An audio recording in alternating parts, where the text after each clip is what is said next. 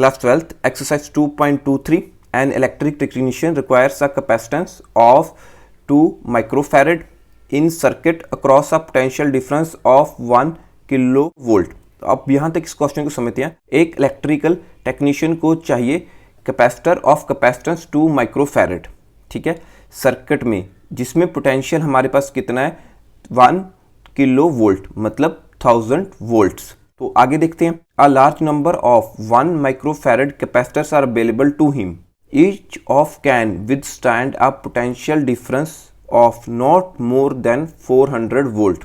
Suggest a possible arrangement that requires the minimum number of capacitors। तो इस question को हम जैसे देखते हैं कि मेरे पास एक टेक्नीशियन था, उसे एक सर्किट में कैपेसिटेंस चाहिए था 2 माइक्रोफैरड। उस सर्किट में मेरे पास पोटेंशियल कितना है 1 kV। तो आप इसे भी कह सकते हैं कि 1 किलो वोल्ट, जहाँ आप इसे कह सकते हैं 1000 वोल्ट्स।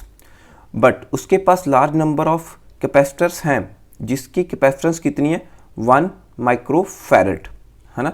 तो सेकंड कंडीशन, तो वो कितनी वोल्टेज झेल सकते हैं वो उसने दे दी हमें कि 400 से ज़्यादा नहीं झेल सकते। तो अब मुझे एग्जामिनर ने कहा गया है कि सूटेबल अरेंजमेंट फाइंड करूं कि वो 1 माइक्रोफैरड के कैपेसिटर यूज़ करके सिस्टम में 2 माइक्रोफैरड का कैपेसिटर बना सके, साथ में हमारे पास जो वो कैपेसिटर्स का अरेंजमेंट है वो 1000 वोल्ट को भी झेल सकें। तो सबसे पहले हम स्टार्ट करते हैं लाइक कैपेसिटर 1, कैपेसिटर 2 एंड हमें नहीं मालूम हमारे कितने कैपेसिटर्स लगेंगे इन सीरीज, है ना, टू विदस्टैंड 1000 वोल्ट सप्लाई। देखिए आप यहाँ से ध्यान से देखिए आपको समझाने के लिए। तो अब देखिए मेरे सर्किट में, ठीक है, 1000 वोल्ट की सप्लाई है। तो जो मेरे पास कैपेसिटर अवेलेबल है हैविंग कैपेसिटेंस 1 माइक्रोफैरड, वो सिर्फ 400 तक वोल्टेज में ही स्टे कर सकते हैं, मतलब सही काम कर सकते हैं। सो इस कंडीशन के अकॉर्डिंग मुझे पहले कैपेसिटर सीरीज में लगाने होंगे, क्योंकि हमें मालूम है कि सीरीज में हमारे पास जो है वोल्टेज वो ब्रेक डाउन हो जाती है ना। जितनी हम सीरीज में कैपेसिटर लगाते जाएंगे उतनी ही ये वोल्टेज बराबर बराबर हिस्सों में ब्रेक डाउन होती जाएगी।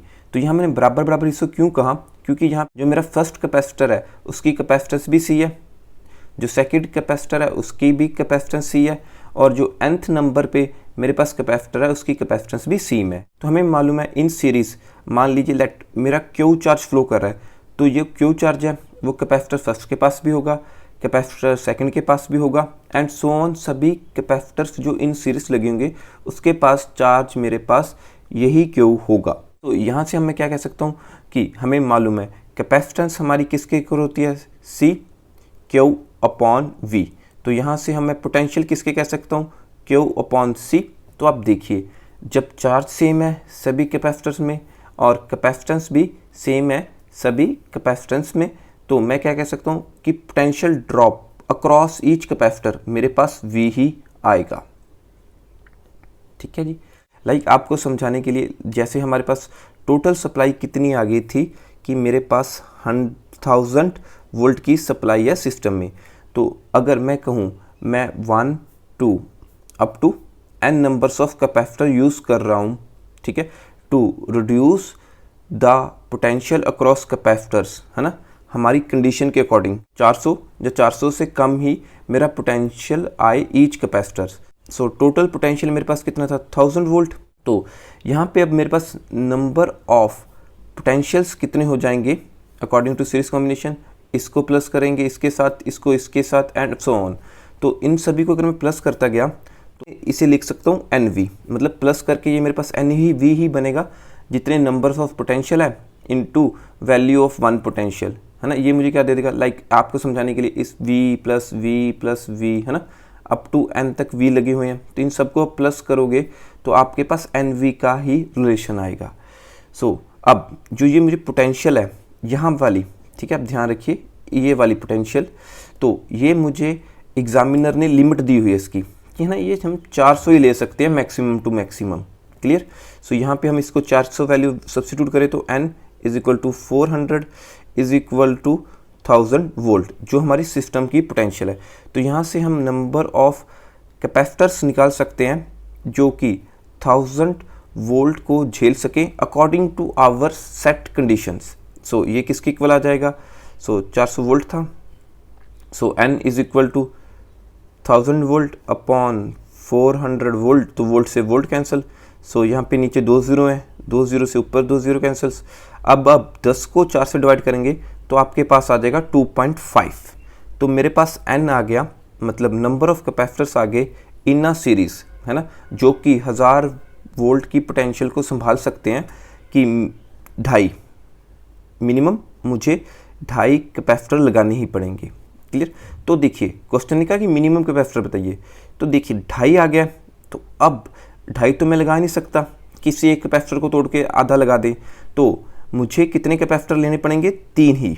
अगर मैं 2 ले लूँगा तो पोटेंशियल ड्रॉप अक्रॉस 2 कैपेसिटर्स कितनी हो जाएगी? 500, तो वो हमारी कंडीशन में सूट नहीं कर रही। तो इसीलिए मुझे अब नंबर ऑफ कैपेसिटर्स 3 लेने पड़ेंगे इन अ सीरीज। अब मेरे पास नंबर ऑफ कैपेसिटर्स तो 3 आ गए, तो अब देखते हैं कि इनकी कैपेसिटेंस कितनी होगी 3 कैपेसिटर्स की जो सीरीज में लगे हुए हैं। स्टार्ट करते हैं। सो इक्विवेलेंस कैपेसिटेंस तो हमें मालूम है 1/CE, मतलब equivalence capacitance in a series हम कैसे कैलकुलेट करते हैं? 1 अपॉन कैपेसिटेंस ऑफ 1, तो इसकी कैपेसिटेंस C ही है, प्लस कैपेसिटेंस ऑफ 2 में 1/C, तो तीसरे की भी टेंस मेरे पास देंगे 1/C। तो 1/CE मेरे पास कितना आ जाएगा? अब देखिए डिनोमिनेटर सेम है तो सिंपली ऐड 1 + 2, 2 + 1 3, सो 3C। यहाँ से हम सॉल्व करेंगे फॉर इक्विवेलेंट कैपेसिटर्स के लिए जो हमारी सीरीज में था, तो CE ये ऊपर चला जाएगा, तो ये भी ऊपर चला जाएगा, सो इसे हम कह सकते हैं 1/3C। अब यूनिट्स क्या थे जो हमारी कैपेसिटर्स हैं given in a series? Micro farad.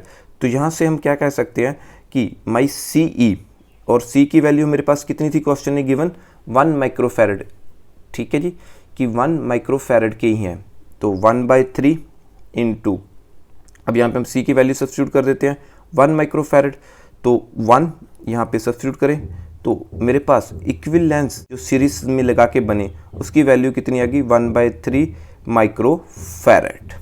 Clear? तो ये मेरे पास रिलेशन आ गया कि अगर मैं एक सीरीज में 3 कैपेसिटर लगाऊं तो मेरे पास total capacitance of this series कितनी आ रही है? 1/3 माइक्रो फैरड। हमें मालूम है अगर सीरीज में हम कैपेसिटर्स लगाते जाएं तो मेरी कैपेसिटेंस डिक्रीज ही होती जाएगी।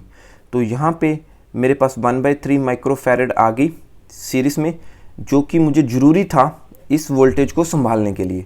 तो अब मुझे बढ़ा के 1/3 को 2 तक लेके जाना है। क्लियर? तो मैं क्या करूँगा, अब मैं पैरेलल में इसी तरह से 3-3 कैपेसिटर को जोड़ते जाऊँगा। क्लियर? इसी तरह पैरेलल में 3-3 कैपेसिटर के सेट को जोड़ता जाऊँगा जो कि सीरीज में होंगे। अब हमें नहीं मालूम हमें कितने जोड़ने हैं, तो हम सोच लेते हैं कि हम n number of parallel arrangement को जोड़ेंगे, तक इन सीरीज कैपेसिटर्स को पैरेलली अरेंज करते जाएंगे जब तक हमें 2 माइक्रो फैरड कैपेसिटर्स नहीं मिलेगी। अब अकॉर्डिंग टू कंडीशन हमने क्या कहा, मुझे कितना माइक्रो फैरड चाहिए? कितना चाहिए? 2 माइक्रो फैरड। क्लियर? तो अब हमें मालूम है जो पैरेलल अरेंजमेंट होता है उसमें हम सिंपली ऐड करते जाते हैं कैपेसिटेंस को। जो भी कैपेसिटर मेरा पैरेलल में लगेगा वो सिंपली ऐड होता जाएगा, मतलब उसकी कैपेसिटेंस बढ़ाता जाएगा। अब एक रो में कैपेसिटेंस कितना है? 1/3, ठीक है। तो m हमें कितनी ऐसी रोज लगानी पड़ेंगी in parallel arrangement? So m total number of these arrangements in parallel into एक में कितना है? 1/3। लाइक मुझे निकालना है क्या कि नंबर ऑफ पैरेलल अरेंजमेंट्स में कितनी लगाऊंगा। क्लियर?